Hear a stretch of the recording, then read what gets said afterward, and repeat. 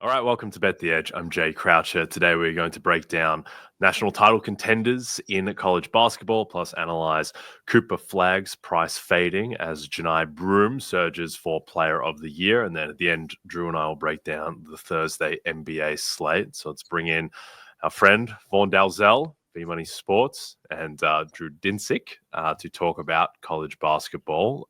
Vaughn, let's start off with Florida. Number 2 in the AP poll. They are 9-1 to win the national championship, plus 190 to make the Final Four, 11-1 to win the SEC regular season. What do you think of Florida, and do you think there's any way to bet on them?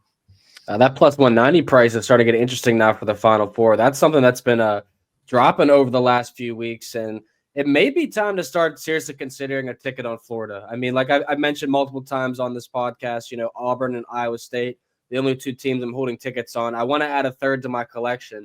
And this is a team that's starting to become more noticeable for me, guys. I mean, offensively, they have everything you're looking for, right? They barely turn the ball over, about 15% on the season and in conference play. They shoot the triple well at 35 to 36%, defended well too, and they rebound. They got size, athleticism, and they're a veteran team. So they've done everything kind of asked upon, and even in their losses, like 106 to 100 to Kentucky on the road. I mean, if you're going to put up 100 and lose, I mean, that's the way to do it. They lose by 1 to Missouri, and then they get blown out by Tennessee, a Tennessee team that I don't think, frankly, any 3 of us can figure out or point a question on here. So that's a team that, I don't want to talk about in Tennessee, but Florida is a team that I feel like anybody and everybody should be talking about right now. So as the weeks go on, Jay, I definitely get more inclined to put some money on the Gators and take them more seriously.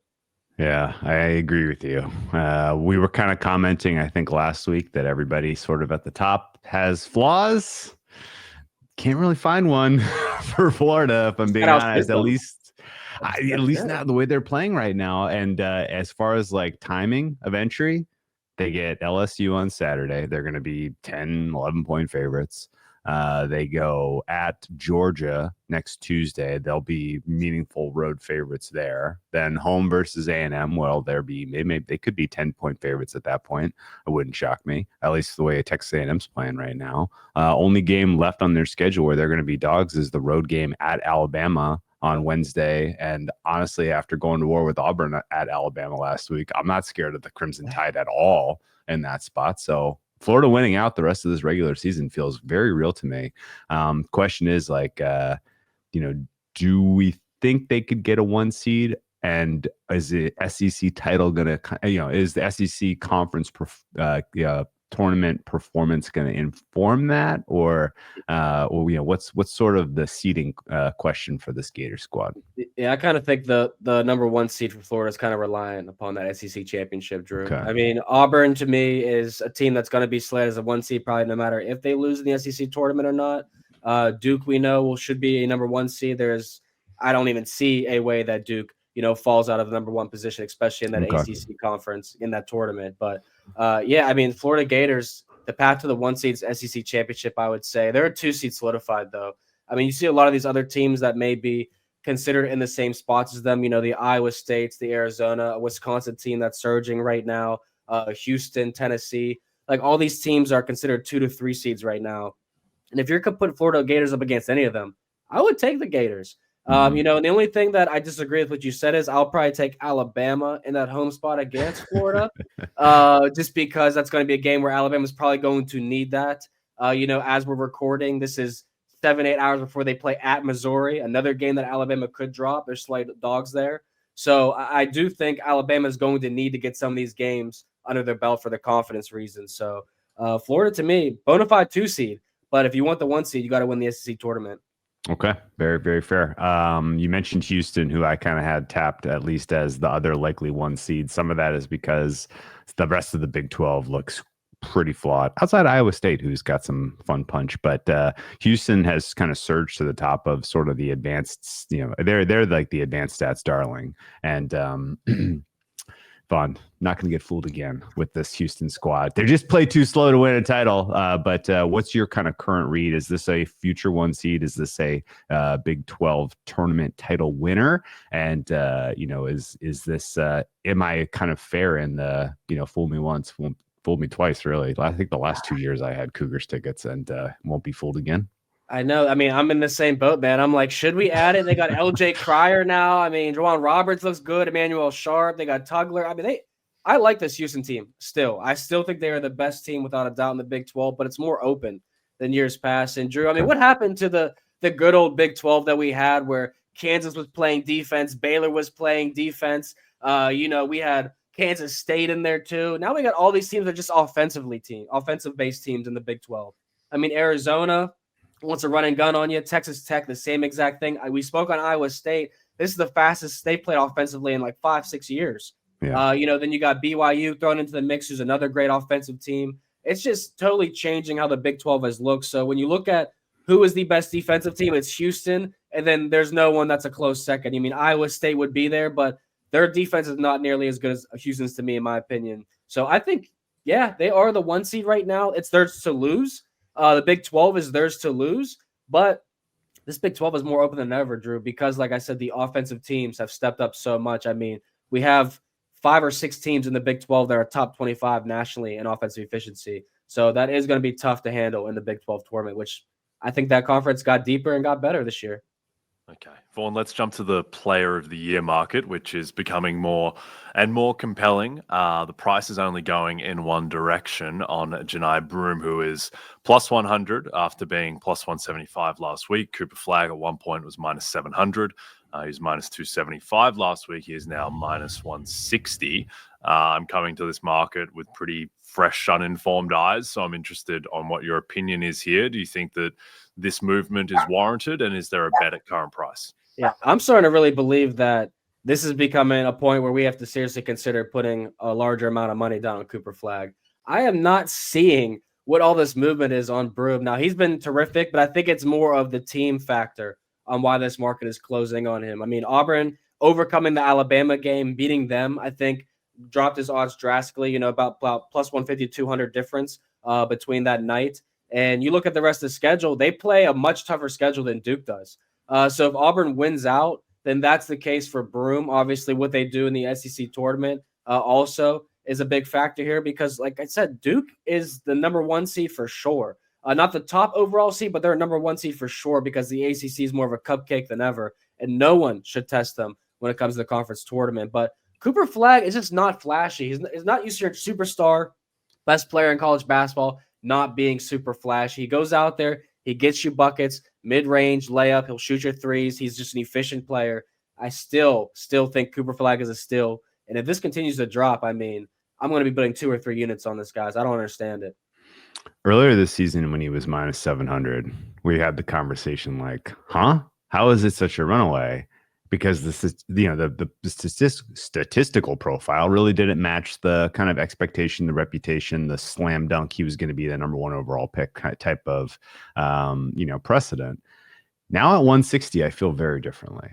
Looking at the advanced stats, it is effectively a draw in terms of player impact between Flagg and Broome.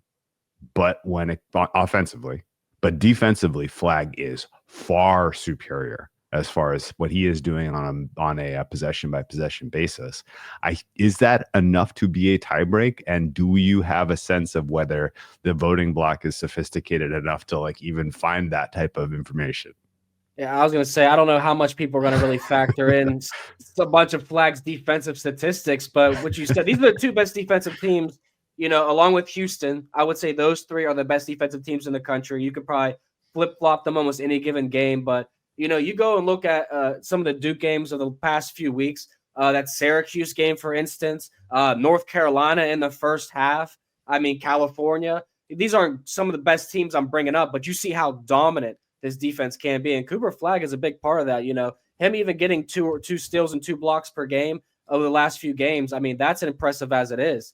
He's been averaging, at least 2 steals over the last 4 games. So he continues to fill up in multiple ways. And yeah, I think that Broome, he's drawing more, impactful and tougher matchups being a big man. But Flagg's versatility, on defensively is something that we shouldn't be sleeping on. So yeah, I think he's becoming a steal now at this price. Okay. Vaughn Dalzell staking his his flag, I guess, on Cooper Flagg at -160. Sorry, I didn't even see that coming. Liverpool and Man City, two mainstays of the Premier League title contention, go head-to-head once again. City hopes to break into the top four with a home victory, heaven forbid, over Mo Salah and the Reds. Watch the matchup live on Sunday at 11:30 a.m. Eastern, only on Peacock. We are 75 minutes before Liverpool face Aston Villa, and I crawl into a dark room and lock the door and sweat that one out. Save me, Luis Diaz and Mo Salah and friends. Let's talk about Wisconsin, who are 11th in the AP poll, Vaughn. They are 7-1 to make the Final Four, 30-1 to go all the way, 7-1 to win the Big Ten regular season market as well. Do you believe in Wisconsin, and is there any way to bet on or against them? I mean, starting to become a believer. They're forcing me, but the only loss they have since January 26th is the Drew's Maryland Terrapins.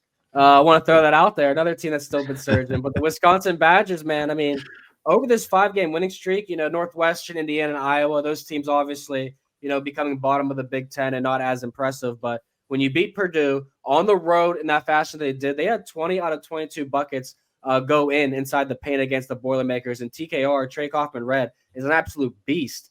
So Wisconsin put up 94 points there, and then coming back home against Illinois.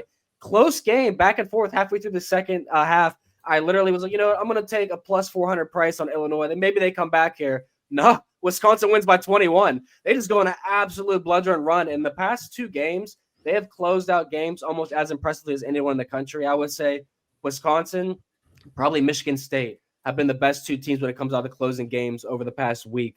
The Badgers are certainly surging right now. I think they're becoming a real threat to win the Big Ten tournament, Jay and Drew. I think that's kind of the price that I'm looking at for them. Final Four at 7-1. Why not sprinkle that right now? This is the best they're playing, and when you're entering March, you want to be playing your best basketball. And with Oregon, Washington, MSU, Minnesota, and Penn State up next, you should go 4-1 or better, 3-2 at the very least in that stretch. So I do like the Badgers price right now.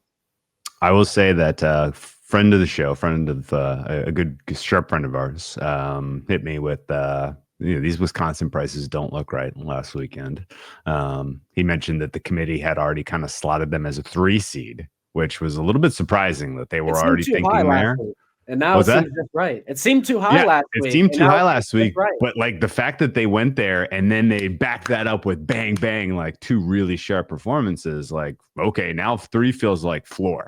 Like the 2 seed is theirs for the taking if they can take win the Big Ten title or Big Ten tournament. And so I kind of get it, but I also got to say, like, even with the prices, even knowing the market was going to move, I passed. And it's mostly because it's the same old story. This is a team that really cannot force defensive turnovers. Like, if they can get through week 1, and, a favorable 2 seed would obviously really, really help them avoid catastrophe. But, they do still carry some of the markers of surprise upset in week 1, I have to just say out loud. So we'll be monitoring that. But 313th in the nation right now at forcing defensive turnovers is spooky. And I think the only way to, overcome that, Drew, not only not turn the ball over, which they've done well, but shoot the ball at a 39% clip from 3-point range in conference play and shoot the 3 49.7% of the time compared to a 2-point shot. So Wisconsin's living or dying by the 3, and it's working out for them, but you can't trust that long term. Hey, seeing this team score 100 points is like, this isn't your grandpappy's Wisconsin Badgers, man. Like, I'm what? We can score 100? Okay. But let's hit another Big Ten here that I need to pick your brain on. Once upon a time, you told us that the Michigan Wolverines were going to win the Big Ten regular season title. It feels like this game against Michigan State this week is kind of the decider.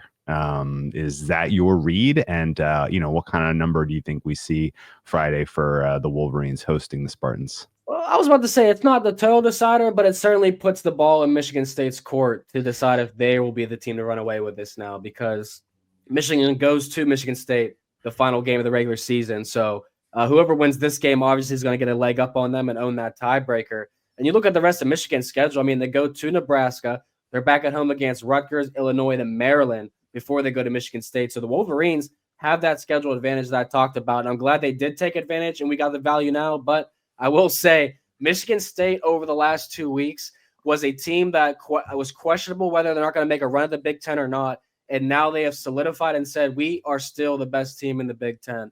And I'm feeling like Michigan State is about to make on that Tom Izzo March run. It's starting here in February. And, he breaks Bob Knight's Big Ten record. And the very next night, they go out defensively and have one of the most impressive showings of the season, shutting down Purdue after beating Illinois. So I love what I've seen by Michigan State over the last 4 games, particularly the last 2. And I think that it's time to buy back into the Spartans now. So I'm kind of looking at my hedge on Michigan, to be honest. Okay, I like it. Well, Vaughn, thank you so much for joining us. Can you tell people what you're working on this week and where to find you? Yeah, I'll be back on Peacock Wednesday, Thursday, Saturday, and I got a couple other Wednesday, Thursday, Saturday for the next 2 weeks, actually. So once Big Ten season starts, I'm done, and you just check me out on NBCSports.com. Appreciate you guys. Okay, thanks very much, Vaughn. We'll speak to you soon. Cheers. Watch the biggest names in sports talk, including Mike Florio, Dan Patrick, Dan Lebitard, and Matthew Barrios. They cover the biggest moments on and off the field each weekday on the NBC Sports Now channel. It is now available on Peacock and free on most streaming platforms. Learn more at NBCSports.com/now. Thursdays at MGM, make sure to take advantage of an Any Sport parlay boost. Add a parlay wager, minimum odds of plus 400 to your bet slip, then bet up to the specified max stake and activate your token. If you win your bet with the token applied, you'll score extra winnings on your wager. All right, let's close out with some chat on the association. Thursday's NBA slate, a number of compelling matchups. Drew, is there anything that leaps out to you in particular? Well, the first game I want to kind of pick your brain on is Clippers Bucks. Right now, I don't exactly know what the Bucks warrant to be favorites in this one. I'm trying not to get too excited about the Clippers' chances of really making a run here. Although, if you're say you can only have one runner at price who's not the Thunder, for me it's the Clippers. And maybe I'm overlooking the Nuggets. I've come to that sort of peace. I've come to peace with my Nuggets pessimism over the course of this All-Star weekend, and it's like, I am being too hard on them. I know it. They are the second choice rightfully in the West right now, but still at price I would take Clippers. And at price this week, this game in particular against the Bucks, I absolutely love this Clippers squad. I make them 1.5 point favorites. The fact that you're getting plus 105 with the money line looks good to me. And just in general, the defense looks pretty perfectly, set up to really frustrate a Bucks squad that is somewhat one-dimensional, particularly when it comes to half-court offense. The fact that they're not getting anything out of really not getting anything offensive out of, the bigs anymore is problematic. And, I think the cracks are showing with sort of what Dame can do right now as far as breaking down point of attack defense. And so let's see your boy, Chris Dunn, put Dame in handcuffs during Dame time. And let's see Clippers get a win. Yeah, well, as we know, I am the preeminent Australian Clippers fan who lives on the east coast of America. I'll stake my claim against absolutely anyone for that, given the amount of Clippers basketball I've watched lately. As we're recording, we don't know we don't have confirmation on what Giannis's status is for this game, given that he's coming off the calf injury, and if he's 100% going to play, and then in what state and any minutes restriction he may be on. So obviously that is a massive swing. But even so, I think that my new Clippers thought, and I have many Clippers thoughts that pop into my mind over the course of the days, is I think Ben Simmons is really going to help this team. Which may be a little controversial, but they were giving backup center minutes to, initially it was Mo Bamba, and then they got rid of him, and then it was going to be Drew Eubanks, then he got hurt, then it's like Kobe Brown. Ben Simmons is just way better than all these players. And Simmons, and I get that probably most people didn't watch Clippers Jazz, the final game before the All-Star break, but Ben Simmons won that game for the Clippers. They don't win it without him. He closed over Zubac in his first game as a Clipper. And I think that this is kind of the perfect team for Simmons because, one, the coach who probably historically has leaned into small ball more than any other coach in NBA history is Ty Lue. Think about how the Clippers made the Western Conference Finals in 2021, I think, just by going all small and playing Nick Batum at center. That is how Ty Lue often wants to play. And then second, what really makes Simmons special is the fact that, one, it's his ball handling and his size and his passing ability, but it's also his ability to kind of switch and play, center. Like Simmons was switching onto Lauri Markkanen, and Simmons is just like, he's just a massive, strong guy. And in this Clippers team, they can get to lineups where it's going to be like Harden, Powell, Kawhi, one of Dunn or Derek Jones, and then Ben Simmons. Like that can just switch 1 through 5.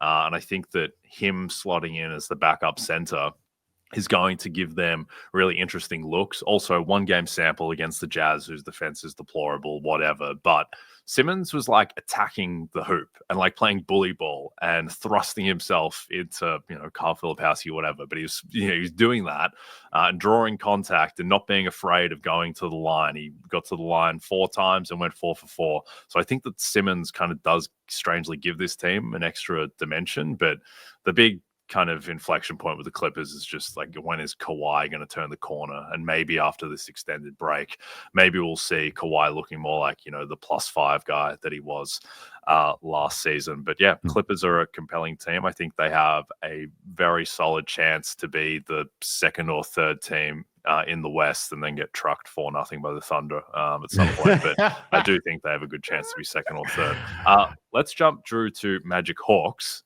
Which is, just, I guess, a high leverage game in the Southeast Division. The Magic are 1.5-point favorites on the road in Atlanta. Do you agree with the Magic being favored? I don't, man. I can't even get within 3 points of this number. You have to really suspend all of the data that you got from this team in the last 15 games to still be rating them the way that you would have in October. And that's the only way you can support them being 1.5-point favorites on the road here. I ultimately have not had a especially strong understanding of what is going on with this Magic team. And in particular, the kind of the way that they've backfilled in the absence of Banchero was impressive as can be in November. The way they backfilled when Franz went down in December was impressive as can be. And then as these guys have rolled back into availability, it's just been very, very painful. Would you believe over their last 15 games, this team is a minus 10.3 net rating? Like, they're playing very poorly. And yes, they have had some recent signs of life, but I'm going to need to see more before I go back to just kind of blindly using some of the parts here as far as getting to a fair rating for the Magic. So Hawks for me on this one. I wouldn't say I'm like especially confident, because the Hawks are a little bit of like what are they? What is this team? What are we doing here? But I will say that with Trae Young being able to potentially, execute in the clutch, as we talked about yesterday, I don't mind having the Hawks as a road dog. Yeah, to me, one of the most interesting players in the whole league is Paolo Banchero, because I get that he has like an extremely difficult role that he has to fulfill. Like, there's not many guys who need to be lead offensive creators for their teams, but he just hasn't been good since he came back. And he's at 51% true shooting for the year. He was at 54% last year. He's at 53% in his rookie year. Like, he's topped out in terms of his best season of true shooting was last year, where he's 27th percentile in the NBA. He's an okay passer, I think, and he's getting better. And look, he's still 22 years old. I'm sure Paolo is going to be very good at some point, but people were treating him at the start of the season like, this guy's a superstar, he's going to be all NBA. I just haven't seen that player at all. And I just watched the end of these Magic. Well, I mean, to be fair, he did look amazing the first week of the season. And it looked like he was making a leap. But he hasn't been that guy at all since he came back. And the end of these Magic games, it's just like Paolo dribbling the air out of the ball and then taking a contested 20-footer with a hand in his face. Like, there's just no it feels like there's just no kind of alchemy on offense. There's no system. There's no movement. There's no easy buckets. It's just like two really big guys who don't have amazing handles taking mid-ranges in Franz and Paolo. I think also it's just a massive issue that like Jalen Suggs is being ruled out a day in advance, and we've just come out of the All-Star break and he's already been ruled out. So like that is a big problem with his quad, and that's getting to the point now where it doesn't feel like they're just kind of like ruling him out for the year or something. Like it just doesn't feel like it's going in the right direction. I don't know what's going to happen there. I don't know anything privately about that, but just the fact that he's had the All-Star break, and it's always a massive red flag, not to keep using the word massive, but it is a massive red flag when guys are like questionable on the injury report and then doubtful, and then they're just being ruled out a day in advance. That means that there was an issue initially with the diagnosis, or they thought that it would get better, and it's not, and it just speaks to uncertainty around the injury. So not good for the Magic. I still suspect they're going to figure it out at some point just because of the talent, but if they don't have Suggs, they're just not that good, I think. Yeah, we completely on the same page. And even if they, here's the problem. Last 15 games with Paolo back, and he's been back for like 17 now. So this is a non-trivial sample. Their defensive rating has slid to 114.2. Their offensive rating is 103.9. That is not good enough in 2025 to be competitive in NBA basketball it's games. like you're going up against the Thunder defense every single game. Yes. Which is, the greatest defense of all time relative to era. Let's close out with one better team than the Magic, one worse team than the Magic. The Celtics are 8.5-point favorites in Philadelphia, which is a stunning line. If we discussed this at the start of the season with the expectations around the Sixers, I'm starting to worry that my 15-1 Sixers title bet isn't going to come home. So I don't know, where do you want to start with this? With the Sixers, like how do we rate them even when they are at quote unquote full strength? Is this a plus team? Like with what Embiid has shown and what Paul George has shown? Definitely not. I mean, they may get there, but I'm not seeing it right now at all. Right now, I would make them a -2, and I make the Celtics a +10. So the Celtics being 8.5-point favorites on the road to me looks pretty dang right. And on top of that, the fact that we have in the back, in recent memory, Jay, the Celtics team was getting beat pretty handily by the Sixers, and then they weren't. And it was one of sort of the aha moments that the Celtics are kind of capable of doing that. And honestly, gave me kind of longer arc confidence that the Celtics team should still be a +10 type of team. So, I mean, I don't necessarily expect that that we see, a world where the Sixers come out of this All-Star break with renewed purpose.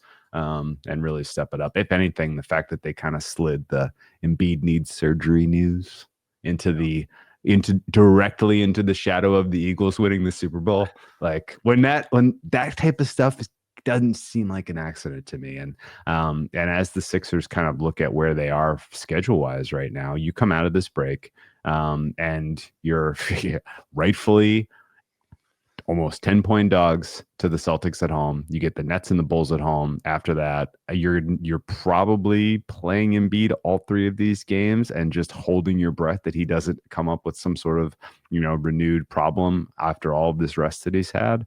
And then there's no like real compressed schedule until you get to March 3rd, 4th, back-to-back Blazers, T-Wolves.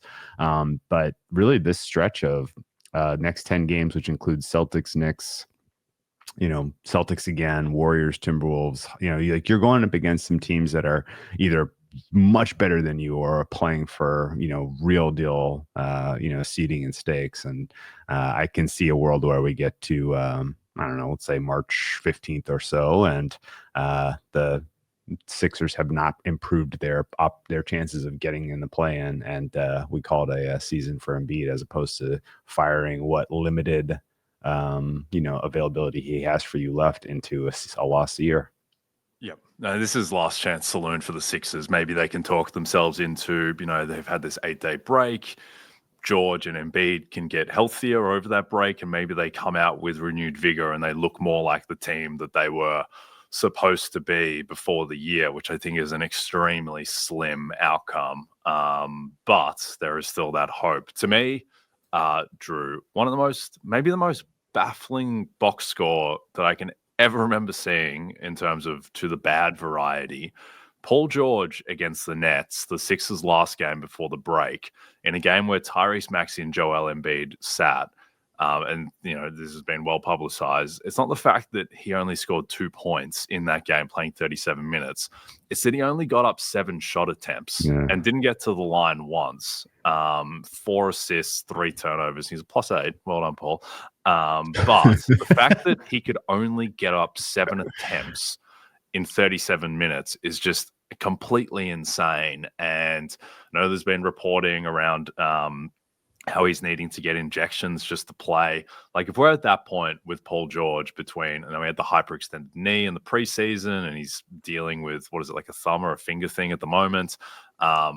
If we're at that point with Paul George on top of Embiid's situation, like the way that I would be trying to bet the Sixers, and I'm not sure if places are even offering this, but like trying to really ride the negative tail outcomes for this team, because to your point, I think there's a pretty material chance that we're 10 games away from like not just Embiid being shut down, but Paul George being shut down as well, and just packing up shop, because why are you putting miles on these guys when there's just no upside? This team is not doing anything this year. And if that happens, then all of a sudden you're looking at one of the worst teams in the league. And so that's why I just don't think there's any way to bet on really positive outcomes for the Sixers. Like, Tyrese Maxey is 4th favorite for clutch player of the year.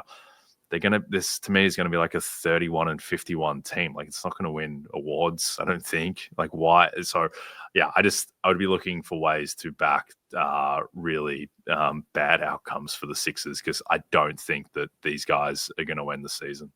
Yeah. And we'll get to this, but we're putting it under our hat for now.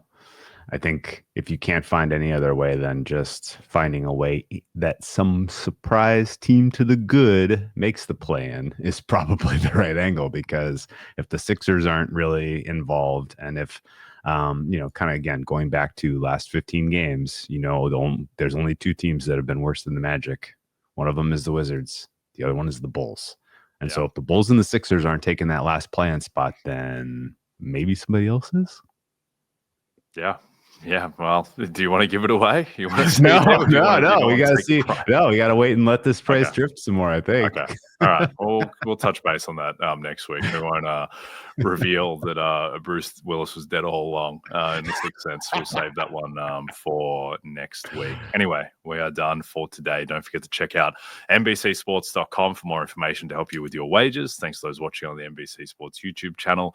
And if you're listening to us in podcast form, don't forget to rate and subscribe. Also a reminder to find all your favorite NBC Sports shows on Amazon Music. Just head to amazon.com/NBC Sports. Thanks again to Vaughn Dalzell for joining us. From myself and Drew, we'll see you soon.